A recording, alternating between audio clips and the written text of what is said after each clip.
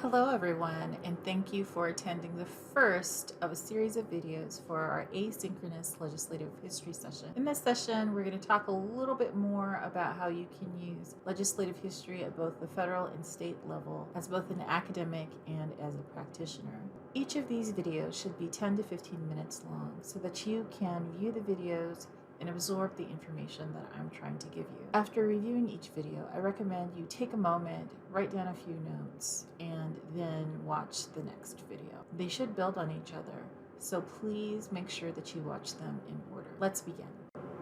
So first, let's be clear about what we mean by legislative history. If you remember from Legal Research 1, we did go through legislative history lines. We know that each citation relates to a specific resource that makes up part of the legislative history, or from the beginning of the inception of the bill all the way until it's passed. That is what legislative history is.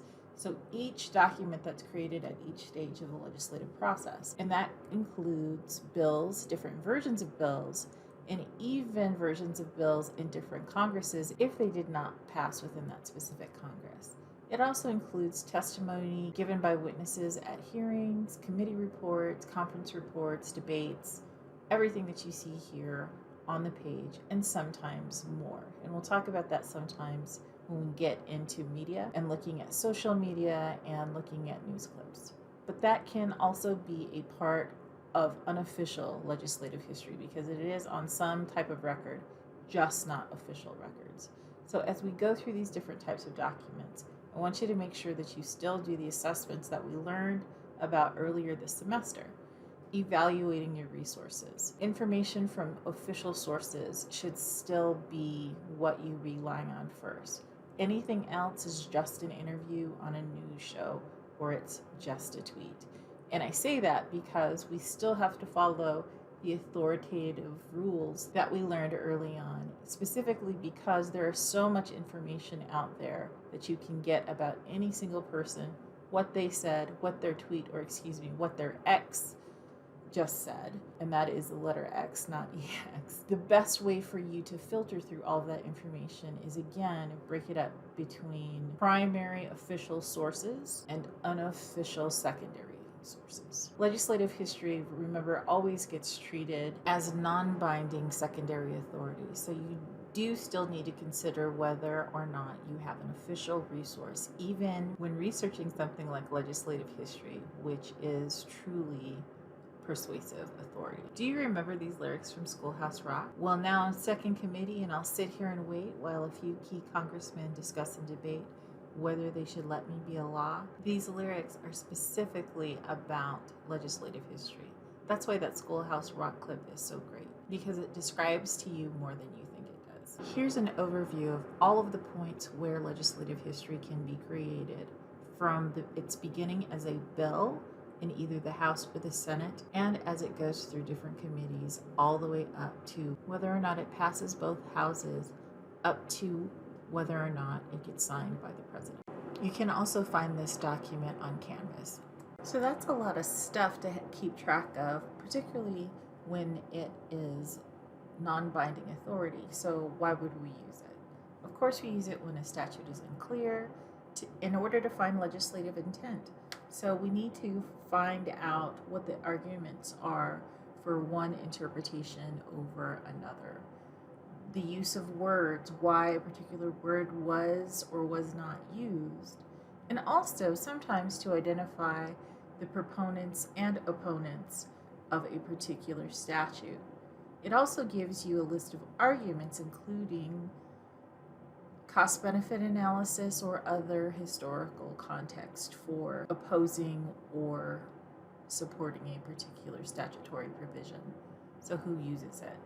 Well, of course, participants in judicial proceedings, right? So as a practitioner, you might want to make sure that the court interprets the language under a particular statute according to the actual intent of the legislature. If there's an alternative meaning, that could help or hurt your client. So you would want to use legislative history to figure out what the arguments are for one interpretation versus another. Also, if any of you are dealing with a lot of regulations that were promulgated by statutory authority, you might need to look at what the actual language of the statute says to make sure that any regulations created by that agency fall within the statutory authority granted by the statute, and to make sure that all of the regulations comply with the spirit of the statute. So whether or not you are representing a client in a courtroom or in an administrative hearing, knowing where to find legislative history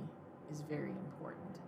But it's also important to you as an academic. If you are writing about a particular statute and wanting to look at the history and the changes of language over time, trying to find historical context behind these changes, what prompted changes in legislation, or what prompted the repeal of a particular statute, looking at the legislative history is very useful.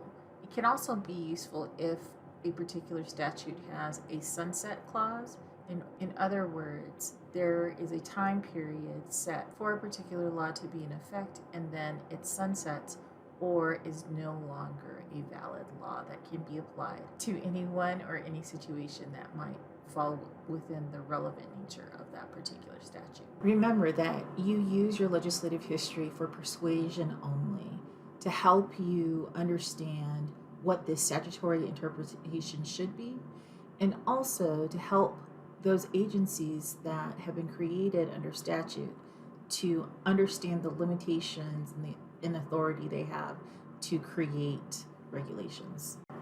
So what documents can be considered as being parts of legislative history? They can consist of old bills, any committee reports, hearings, floor debates, or presidential statements upon signing or vetoing a particular piece of legislation. Could also include any companion bills. So there might be more than one bill introduced at the same time, but they are related. In addition, you might have to consider expanding your research to encompass several different legislative sessions. Sometimes it takes that long for a bill to get passed. So the easiest documents to find when you're conducting a legislative history or pulling one together are, of course, the bills and any joint resolutions regarding that bill.